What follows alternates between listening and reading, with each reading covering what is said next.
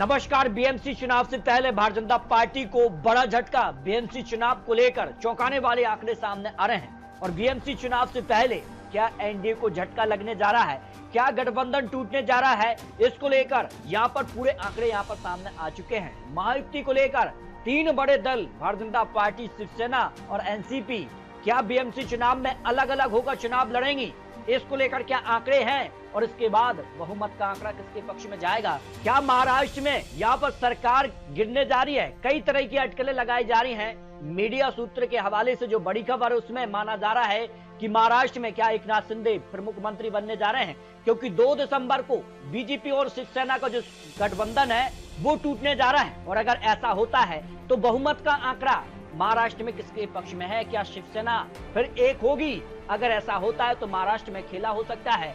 महाराष्ट्र में निकाय चुनाव को लेकर शिंदे गुट और बीजेपी में खटास है। कई नेता बीजेपी में शामिल हुए हैं और उसको लेकर ही शिंदे यहाँ पर नाराज है और कई मामलों पर यहाँ पर बात की जा रही कि सीधे तौर पर निर्णयों में उनकी यहाँ पर अनसुनी की जा रही है, क्योंकि बीएमसी चुनाव देश की सबसे महानगर पालिका का सबसे बड़ा चुनाव है और ऐसे में बीएमसी चुनाव से पहले भारतीय जनता पार्टी को एक झटका माना जा रहा है। दरअसल 2017 में जब सबसे बड़ी पार्टी शिवसेना बनी थी और अगर एकनाथ शिंदे बीएमसी चुनाव से पहले यहां पर उद्धव ठाकरे के साथ आ जाते हैं तो फिर बीएमसी चुनाव में सीधे तौर पर यहां पर बड़ा उलटफेर हो सकता है। बीएमसी चुनाव 2017 में शिवसेना ने यहां पर 84 सीट हासिल की थी तो भारतीय जनता पार्टी को 82 सीटें मिली थी, जबकि यहां पर कांग्रेस को 31 सीटें, यहाँ पर एनसीपी को 9 सीटें रही थी और एमएनएस को 7 सीटें रही, समाजवादी पार्टी को 6 सीटें मिली और यहाँ पर ऑल इंडिया मुस्लिम लीग ने यहाँ 2 सीटें और 1 सीट अन्य के खाते में रही, निर्दलीयों को 5 सीटें मिली।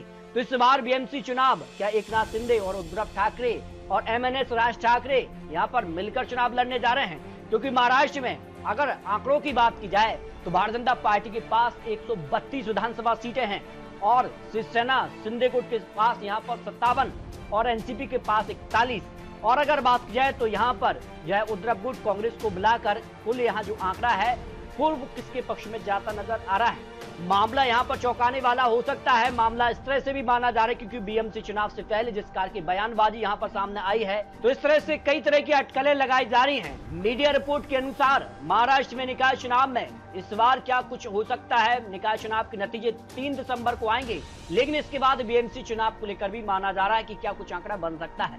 महाराष्ट्र में बीएमसी चुनाव अलग अलग अगर पार्टियां चुनाव लड़ती हैं तो फिर किस यहाँ पर पार्टी को समर्थन मिल सकता है। भारतीय जनता पार्टी को 80+ सीटें मिल सकती हैं, कांग्रेस पार्टी को 12+ सीटें, शिवसेना उद्धव गुट के लिए 55+ सीटें, शिवसेना शिंदे गुट के लिए यहाँ पर 42+ सीटें, एनसीपी अजीत गुट के लिए 6 सीटें और एनसीपी पवार के लिए 10 सीटें और एमएनएस को यहाँ पर करीब 8 से 10 सीटें और अन्य पार्टी को भी 8 से 10 सीटें जा सकती हैं।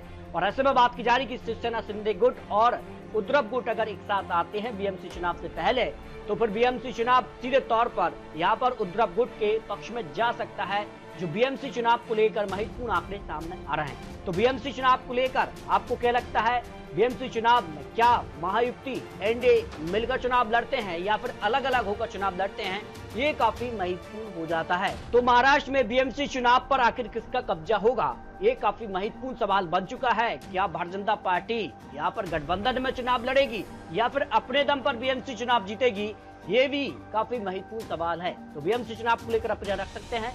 मिलते हैं और लेटेस्ट और महत्वपूर्ण आंकड़ों के साथ, तब तक जय हिंद, जय भारत।